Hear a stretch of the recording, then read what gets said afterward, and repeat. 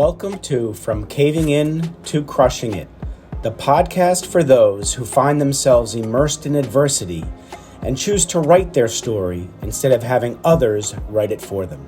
I'm Deraney, and I'm your host. Andrew, thanks so much for coming on. I really appreciate it. Hey, it's a blessing to be with you and your listener. Thanks for having me. It's my pleasure. And I have Dorothy Graham Odell to thank for the introduction. I'm grateful she's in my life, and now that she introduced us and you're in my life. So thank you to Dorothy. So yeah, Andrew, on this show, you know, it's authentic, it's real. I don't even edit this thing. And you know, in life we learn that life is linear, right? We grow up and people tell us if you do A, B, C, D, and E, F is going to happen. Right. We're not told that something's going to come on our way and block something after one of those steps. And people have a decision to make when that happens. They either can retreat, or they can plow through it or do something about it to become a stronger person. I know you are not one who would retreat or have retreated. So that's why I wanted you on, because you're a good human being and you're doing amazing things after many challenges. So if you could, reach back as far as you'd like and tell us about that defining moment where you felt like you were hit upside the head and said, you know what? There is a better way to live, Andrew, and I'm going to find that better way. Yeah. So 10 years ago this month, which is August of 2023, but 10 years ago, it was August of 2013, I was at the height of my life. I was 28 years old. I'd been teaching for 6 years. I had the dream job working with young adults and teenagers doing religious education. We had two beautiful little girls and a third on the way. And we didn't have a perfect life. We were doing everything we could to make it the absolute best that it could be. And we had just moved back to our hometown of Boise, Idaho. I'd finished my master's degree in education. I was loving life. And within a 6-week period, the move, the baby, the master's degree, it all came to a screeching halt when my wife decided that she wanted to separate. Oh. And I found myself living in my parents' basement, the stereotypical, almost 30-year-old who now does not get to be with his baby or his other girls. And this marriage and this career also has all come to a screeching halt. And I took all the blame, believing I had failed God, my wife, and those 3 little girls. And there I am living in my parents' basement, thinking that my life mission was over. And that was what I call my dark night of the soul. Wow. That, for all of those things to happen at the same time, especially right after you were at the peak, you were not expecting this. And that's often what happens to us. We're not expecting it. So when you're on that couch in your darkest moment, when did you start to see the light? Well, I've always said that we're only as good as the people we surround ourselves with. Okay. And the books that we read. And I was literally on, not the couch, but on the bed in my parents' basement. And I picked up Viktor Frankl's book. And I was reading Man's Search for Meaning. And if your audience doesn't know, Viktor Frankl was a survivor of the Nazi, we say concentration camps, but they were really, they just completely slaughtered everyone. They weren't concentration camps. They were, genocide camps. Yeah. And he made it.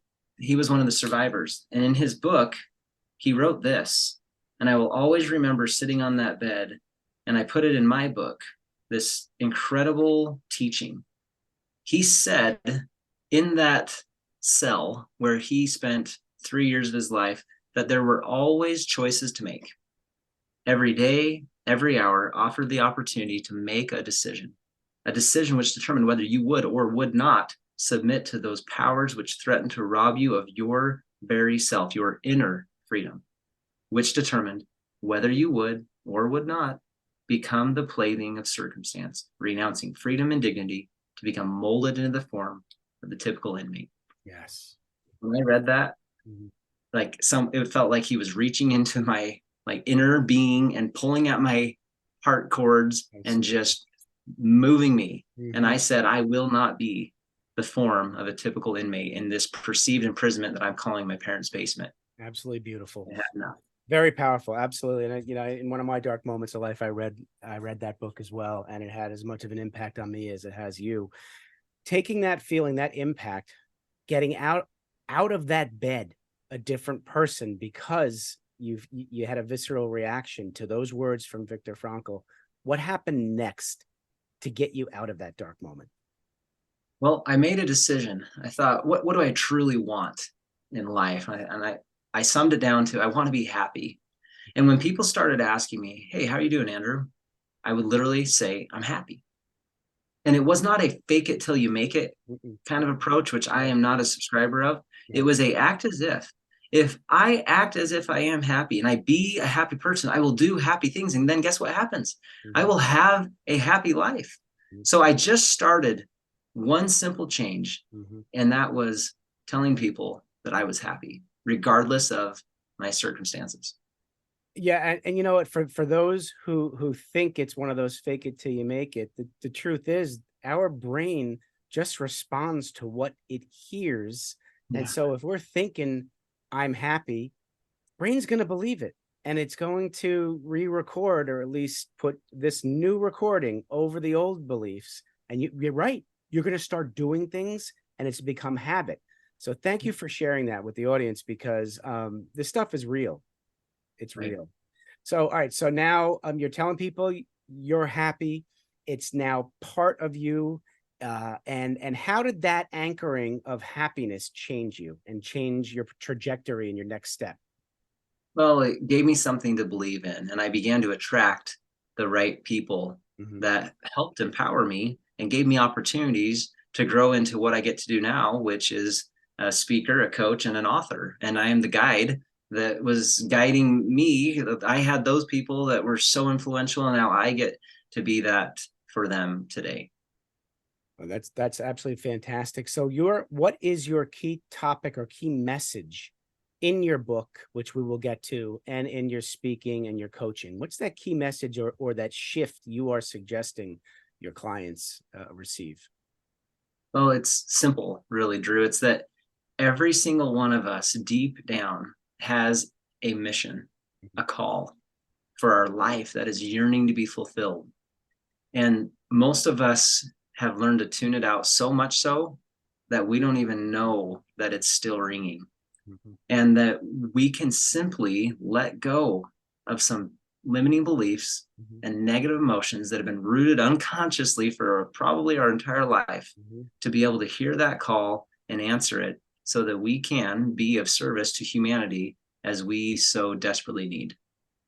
It's an unbelievable the way you articulated it. When one is able to believe that, and it sinks in and it does change your brain's makeup, it's Right. powerful. And in order to really believe that, what would be the first step for people to really start to believe that what other people say is really an illusion and it's not the truth, and we create our truth? Well, the first step is really identifying where you're at in this. If we're talking about the dark night of the soul, Mhm. like, Yeah. let's get real. Okay. Let's stop pretending, and let's actually acknowledge the hurt, the pain, the negative emotions of anger, sadness, whatever it may be, fear, hurt, guilt. Like, let's get real as to where you're actually at. Hmm. Because until we have that perfect black velvet, we can't stick this beautiful, brilliant diamond on top of it. Hmm. And we actually just need to lay that foundation and say, I am at rock bottom, or I am in a dark place. Hmm. Maybe it's not the darkest place, but let's just get real that Hmm. where we're at is not where we want to be. Right. And it takes intention, and it is hard work, and it takes time and effort, and a lot of us will shy away from that because we want that immediate gratification, that quick fix. Of In order course. for something very, very important to stick in our lives, we've got to work at it. Mm-hmm. And to be able to acknowledge that you are in a dark place and it's okay, and I'm going to get myself out of it. We all can get ourselves out of it, right? It's within us, isn't it? Yeah. You are bred.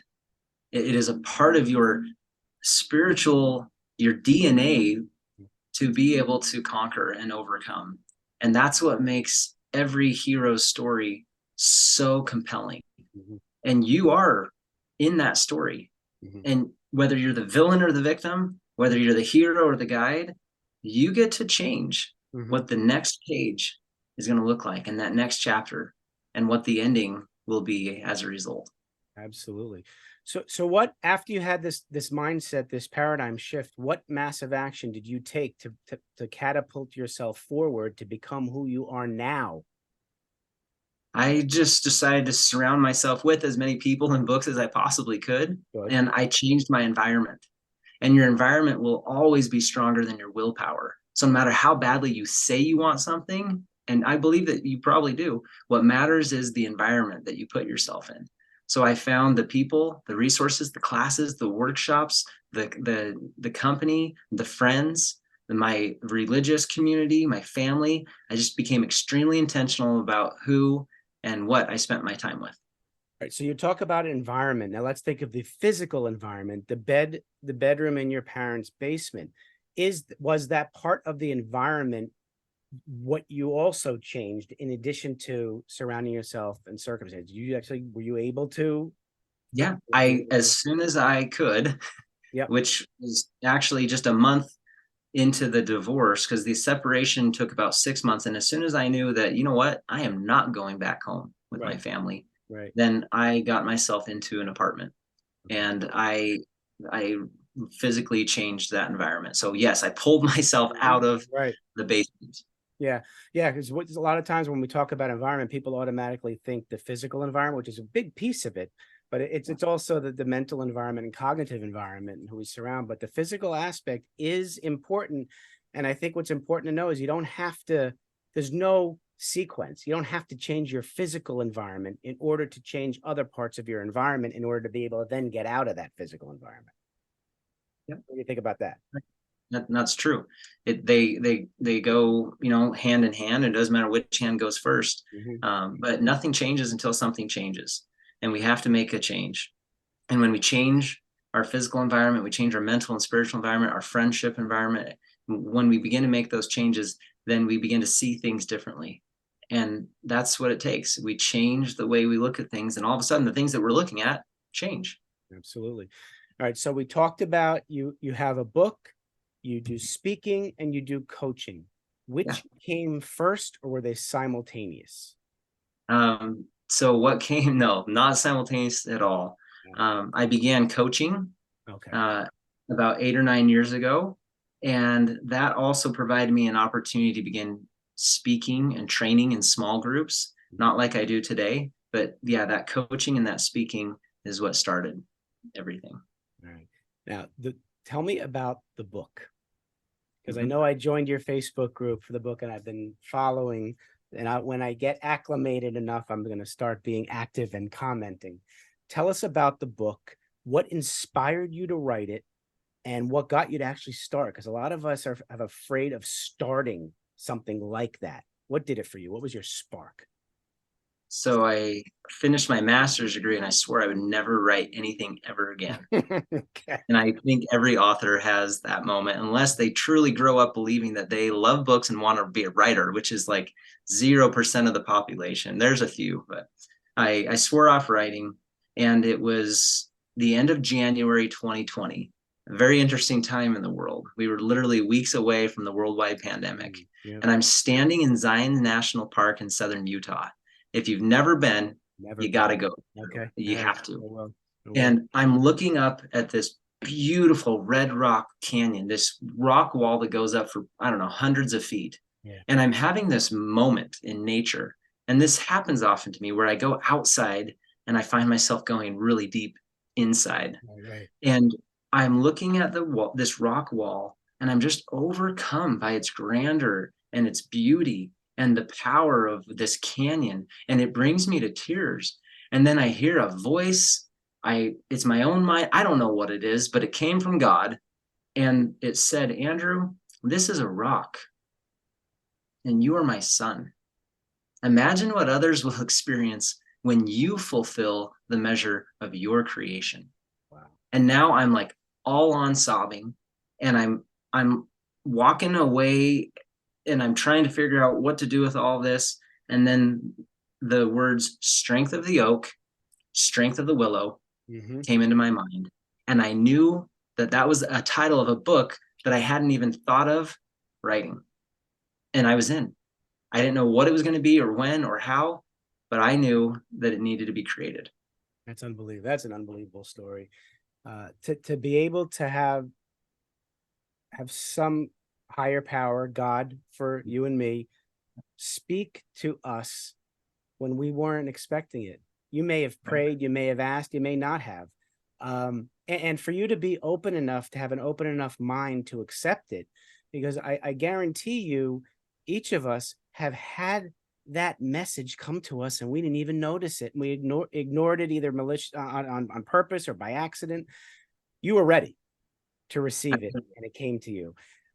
So with that, what is the most impactful thing you've done for a client in recent memory that you can attribute to having that feeling of being that rock?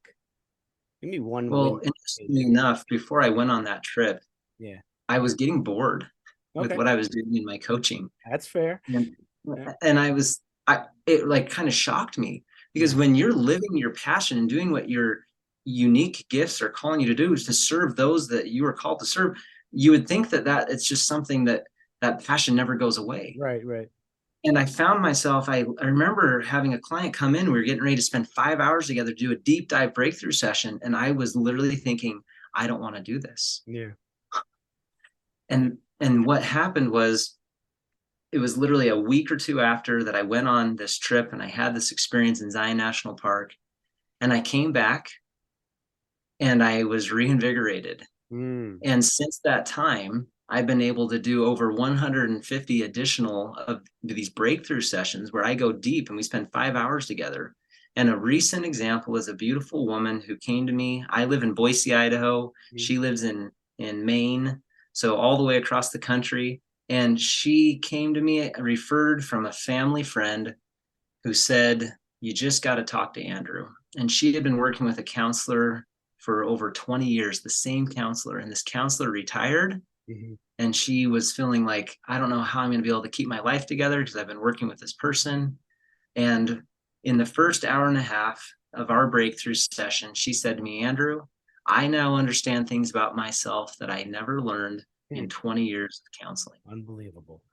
And I said, "That's the longest anyone's ever experienced that, but it's not the first time I've heard it." Right. And we're able to find things that are deeply rooted in your unconscious mind that are causing you to feel certain ways and have certain thoughts that you never even knew were there. And that is one of my favorite things that happens with these clients that I get to work with. See, and you know, you've hit on a few very important things. Is your role is really to show your client the power they have within them and show them you have these tools. You're not going Yeah, to need me all the time. She was exactly. counting on an external person to carry her through life. And in an hour and a half, you were able to let her know that she has the tools. It's a matter of finding them and using them. And you gave her that ability back. So absolutely fantastic, Andrew. Well, No, I it's could talk to you all day. I got two final questions for okay. you. All right. First one. You're sitting down with young 7 to 10-year-old Andrew, and you want to give him advice about life. What are you going to tell him? I'm going to say, little Andrew, you think you want to be an architect someday, and that's cute. And yet you're going to help people design and build things in their lives that they never thought possible. And I want you to be a very keen observer of those that God puts on your path. And I want you to learn as much as you possibly can from every single person along the way. Love that. Wow, valuable that is. And I'm intrigued by the architect because you can either think of the physical architect who helps build Yeah. buildings, or you can think of an architect in different ways where you can help people become the architect of their own life. I love that. All right, different hat. Now you're sitting with young Andrew, the young entrepreneur, young businessman. You want to give advice about business. What are you going to tell him? Get in line and never get out. Everyone starts at the back of the line. and most people don't stay in line. And everyone at the front of the line started in the back of the line. So get in line and never get out. And never get out. I love that. Well, Andrew, I'm going to say we've gotten to know the essence of Andrew Anderson, and people are going to want to get more of you. So, audience, I definitely recommend it. This guy is so selfless. Andrew, if you want to reach out to him and spend more time with him, he is gifting 3 3-minute consultations. Yeah. So the first 3 people who reach out to Andrew at freecall.andrewlanderson.com, first 3, gifting 3 complimentary 30-minute sessions with him. That's number 1. Number 2, if there's no need to meet with him, but you still want to get more of him, show me the book, Andrew. Amazon? Is that on Amazon? All over Amazon. You can hear me read it to you. You can get it on any electronic device, or you can get a hard copy. All right. You can use your ears. You can read yourself. Strength of the Oak, Strength of the Willow. And what's the subtitle down there? How to find courage and compassion in a turbulent world. We all need that, folks. Grab the book. Andrew, I gotta thank you for coming into my life. I'm grateful we are now friends, and you're an amazing human being. Keep doing what you're doing. You're doing great things, and people need you. Thank you. It's an honor to be with your tribe. And to the listener, if there's one thing that you can go and do today as a result of our being together, it would be go serve someone. Get outside yourself to find yourself. Go serve. Beautiful. Be well, everybody. Thanks so much for listening. If you enjoyed the episode, please subscribe and give us a review to help others find it. I'd like you to answer this question.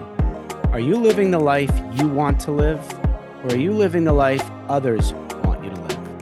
I'd like you to think about that for a second, because I strongly suggest you live the life you want to live.